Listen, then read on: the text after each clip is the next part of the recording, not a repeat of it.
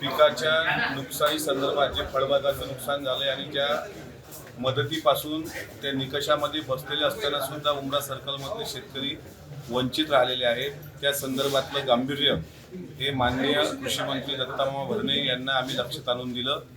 तिथले काही अधिकारी त्यांनी उडवाउडवीची उत्तर देण्याचा प्रयत्न केला, पण तरी त्यांना सांगितलं की निकषामध्ये हे शेतकरी बसतात, त्याच्यामुळे दिवाळीच्या पूर्वी ही मदत व्हायला पाहिजे.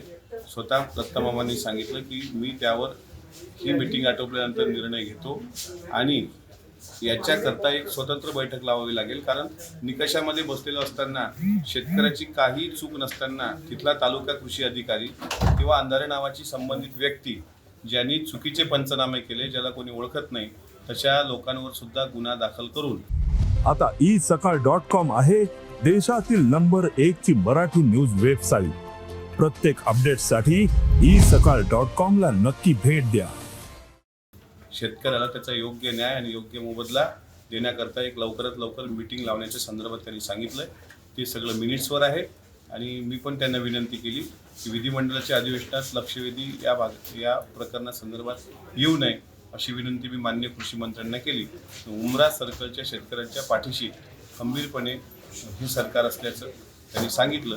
त्यामुळे लवकरात लवकर मीटिंग लावून उमरा शेतकऱ्याला मोठा दिलासा देण्याचं आम्ही प्रामाणिक काम करतो. उमरा महसूल मंडळ, तालुका अकोट, जिल्हा अकोला येथील शेतकऱ्याचं जे काही नुकसान एका तालुका कृषी अधिकारी आणि अंधारे नावाच्या एका त्या परिसरात ओळखीच्या नसलेल्या व्यक्तींनी चुकीचे पंचनामे केल्यानंतर निकषास पात्र असताना सुद्धा जिथं हेक्टरी 50,000 रुपये मदत व्हायला पाहिजे तिथे पहिल्या टप्प्याची 15,000ची मदत झाली. हे जे काही आम्ही मंत्री महोदयांच्या लक्षात आणून दिलं, त्यांना विनंती केली आणि त्यांनी अति तात्काळ याचं गांभीर्य ओळखून माननीय कृषी मंत्री दत्तामामा भरणेंच्या दालनात ही बैठक लागली. आता त्यांच्यापुढं आम्ही 2-3 विषय मांडलेले आहेत की चुकीचे पंचनामे करणाऱ्या व्यक्तीवर फौजदारी गुन्हा दाखल झाला पाहिजे. चुकीच्या पद्धतीनं शेतकऱ्यांच्या बांधावरच्या सर्वे करण्यामध्ये जर तालुका कृषी अधिकारी शिंदे दोषी असतील त्यांच्यावर पण फौजदारी गुन्हा दाखल झाला पाहिजे आणि निकषामध्ये पात्र असलेल्या शेतकऱ्यांना त्याचा योग्य मोबदला जो 50,000 रुपये हेक्टरी मोबदला आहे तो दिवाळीपूर्वी तात्काळ दिला पाहिजे. आणि तो विषय मंत्री महोदयांना गंभीर आणि तितकाच क्लिष्ट वाटल्यामुळे त्यांनी ते सगळं रेकॉर्ड त्यांच्याकडे ठेवलेलं आहे. ते लवकरात लवकर एक बैठक लावतायत. दिवाळीच्या पूर्वी ती बैठक लागावी असा माझा प्रयत्न आहे. पण उद्यापर्यंत आम्हाला त्यातलं बऱ्यापैकी ते सांगतील. विशेष म्हणजे अकोला जिल्ह्यात पूर परिस्थितीसारखा पाऊस किंवा अतिवृष्टी झाल्याचं आम्ही विचारलं, त्याचं पण उत्तर काही अधिकाऱ्यांनी तिथे दिलं नाही, पण ते पण उत्तर मी काढतो. शेतकऱ्याच्या पाठीशी आम्ही संपूर्ण ताकदीनं आहोत. उमरा महसूलच्या शेतकऱ्यांना त्यांचा योग्य तो मोबदला मिळेल.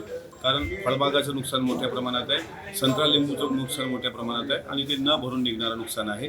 त्यामुळे त्याचं गांभीर्य माननीय कृषी मंत्र्यांनी ओळखलं आणि त्यावर लवकरात लवकर एक सकारात्मक आणि समाधानकारक निर्णय दिवाळीच्या पूर्वी उमरा सर्कलच्या शेतकऱ्यांच्या बाबतीत होणार. दादा, पिकवीसाठी एक प्रश्न असा होता की संत्रा उत्पन्नासाठी उत्पादन कमी होत आहे, त्यासाठी एक अभ्यास वर्गासाठी म्हटलं आहे, तर आपण काही त्याच्यावर कार्य केलं का? पिकवीला काही आदेश दिले का आपण? मी कृषी विद्यापीठाचा सदस्य आहे आणि कृषी विद्यापीठाचा सदस्य या नात्यानं तिथले जे कृषी विद्यापीठाचे त्या संदर्भातले अधिकारी आहेत, माझ्या माहितीप्रमाणे त्यांचं नाव राठोड आहे, त्यांचं नाव, त्यांच्याशी मी बोललो आणि त्यांनी सांगितलं का शुक्रवार किंवा शनिवारी मी स्वतः प्रत्यक्ष बांधावर जातो.